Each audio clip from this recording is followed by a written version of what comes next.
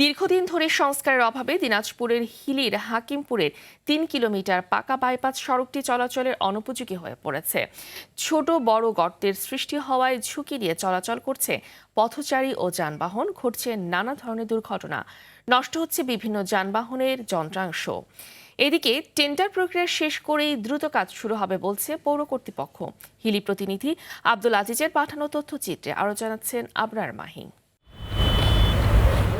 এই চিত্র দিনাজপুরের হাকিমপুর হিলি পৌরসভার হাসপাতাল মোড় থেকে ইসমাইলপুর গ্রামের ৩ কিলোমিটার পাকা বাইপাস সড়কের।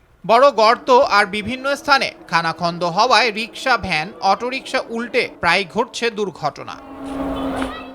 এতে সবচেয়ে বেশি দুর্ভোগ পোহাতে হচ্ছে স্কুলগামী শিক্ষার্থী এবং রোগীদের। এদিকে ঝুঁকি নিয়ে চলাচল করতে গিয়ে দুর্ঘটনার শিকার হতে হচ্ছে বলছেন চালকরা।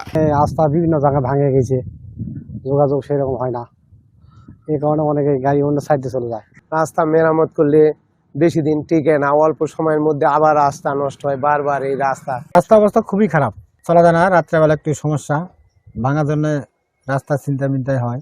যে গাড়ি যাবে 6 মাস সেই গাড়ি যাবে হলো 2 মাস।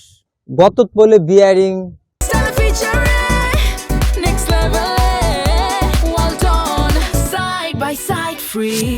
তারপর সকাপ মার খাবে না। রাস্তার সংস্কার কাজের প্রকল্প ইতোমধ্যে অনুমোদনের অপেক্ষায় রয়েছে বলে জানিয়েছেন পৌরসভার এই কর্মকর্তা।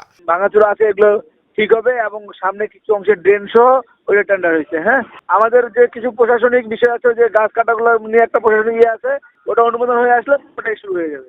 দুর্ঘটনা রোধে ও যাত্রী চলাচল আরামদায়ক করতে দ্রুত এসব গ্রামীণ রাস্তা সংস্কারের জন্য সংশ্লিষ্ট কর্তৃপক্ষের কঠোর হস্তক্ষেপ দাবি স্থানীয়দের। আবরার মাহি, RTV।